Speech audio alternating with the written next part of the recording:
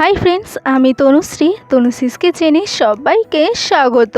আজকে আমি আলু বিরিয়ানি তৈরি করে দেখাবো।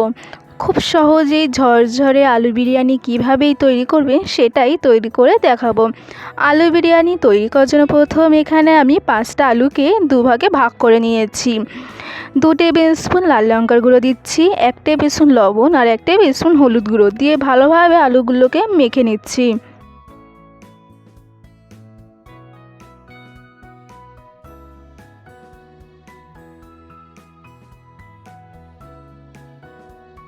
আলুটা ভালোভাবে মাখানো হয়ে গেছে। একটা বলে এবার আগে থেকেই ফেটিয়ে রাখা টক দইটা দিয়ে দিচ্ছি। 3 টেবিল স্পুন আদা রসুন আর লঙ্কা বাটা দিয়ে দিচ্ছি, 1 টেবিল স্পুন হলুদ গুঁড়ো, 2 টেবিল স্পুন লাল লঙ্কার গুঁড়ো, 1 টেবিল স্পুন লবণ আর 2 টেবিল স্পুন সাদা তেল আর 1 টেবিল স্পুন কাশ্মীরি লঙ্কার গুঁড়ো দিয়ে সব কিছু খুব ভালোভাবে মিক্স করে নিচ্ছি।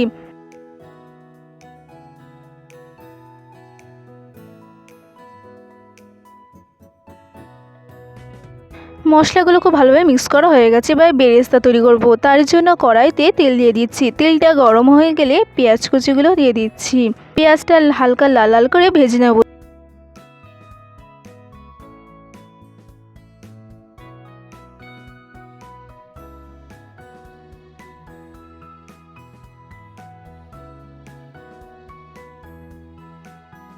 বেরেস্তা তৈরি হয়ে গেছে। একটা প্লেটের উপরে টিস্যু পেপার দিয়ে তারপরে এই বেরেস্তাগুলো রেখে দিচ্ছি।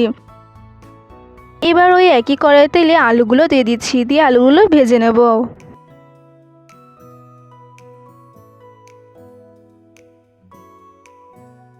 একদিক ভাজা হয়ে গেলে অপর দিক উল্টে দেব।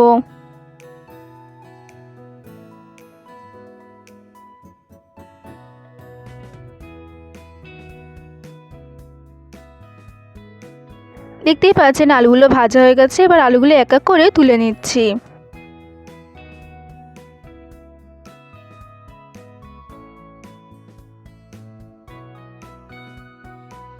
কড়াইতে তেল দিয়ে দিচ্ছি। তেল গরম হয়ে গেলে দারচিনি লবঙ্গ আর তেজপাতা দিয়ে দিচ্ছি। 30 সেকেন্ড মতো ভেজে নেব। আগে থেকেই তৈরি করে রাখা মশলাটা এবার দিয়ে দিচ্ছি, ভালোভাবে নাড়াচাড়া করে নিচ্ছি। দিয়ে 5 থেকে 10 মিনিটের জন্য ঢাকা দিয়ে রেখে দেবো।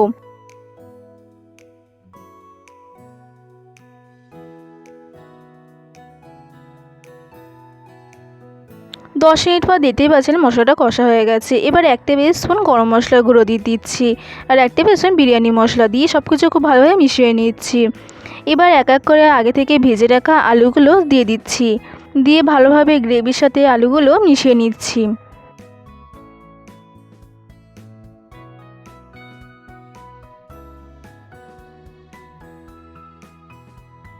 এবার হাফ কাপ পরিমাণ জল দিয়ে দিচ্ছি, দিয়ে 2 মিনিট মতো এবার ফুটিয়ে নিচ্ছি। 2 মিনিট পর এবার বেরেস্তাগুলো দিয়ে দিচ্ছি কিছুটা পরিমাণে, দিয়ে নাড়াচাড়া করে নিচ্ছি আর ইন্ডাকশানটা বন্ধ করে দিচ্ছি।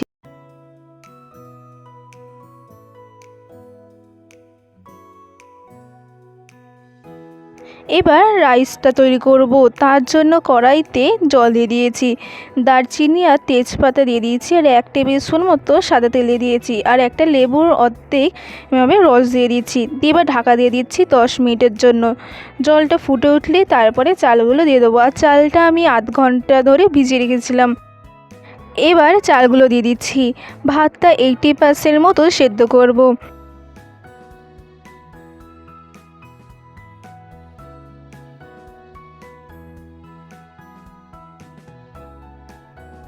দেখতেই পাচ্ছেন ভাতটা তৈরি হয়ে গেছে আর ভাতটা তুলে নিচ্ছি।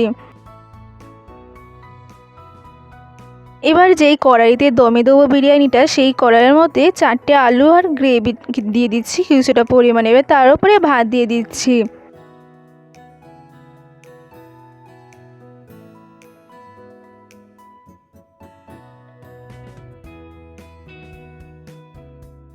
আগে থেকে একটা বাটিতে দুধ নিয়েছিলাম অর্ধেক বাটি, আর 1 টেবিল স্পুন দিয়েছিলাম গোলাপ জল, কেওড়া জল, আর সামান্য পরিমাণে আতর দিয়েছিলাম। দিয়ে মিক্স করা এই জলটা এবার দিয়ে দিলাম ভাতের উপরে, আর কিছুটা পরিমাণে বেরেস্তা দিলাম। আবার ঠিক একইভাবে আলু দিয়ে দিচ্ছি, গ্রেভি দিচ্ছি, দিয়ে তারপরে ভাত দিয়ে দেবো। দিয়ে তারপরে এই দুধ মিশ্রণ জলটা দিয়ে দেবো।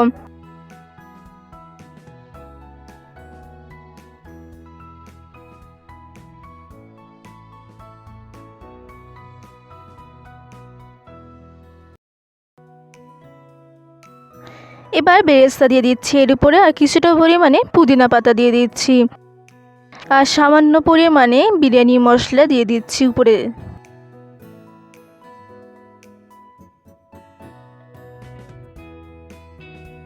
এবার একটা ফয়েল পেপার দিয়ে দিচ্ছি, দিয়ে তারপরে ঢাকনাটা দিয়ে দিচ্ছি।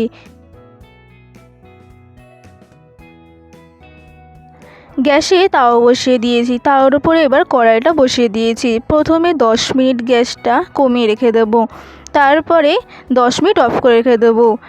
দেখতেই পাচ্ছেন এবার নামিয়ে নিয়েছি কড়াই থেকে। দেখুন বিরিয়ানি তৈরি হয়ে গেছে। দেখুন কতটা ঝরঝরে হয়েছে, আর তলাতেও লাগেনি কিন্তু বিরিয়ানিটা। এবার একটা প্লেটে বিরিয়ানিটা সার্ভ করছি।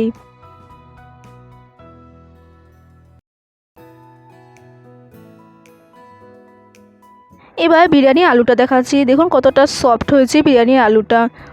আলু বিরিয়ানি তৈরি হয়ে গেছে। আমার রেসিপি যদি আপনাদের ভালো লেগে থাকে অবশ্যই লাইক, কমেন্ট, শেয়ার, সাবস্ক্রাইব করতে ভুলবেন না।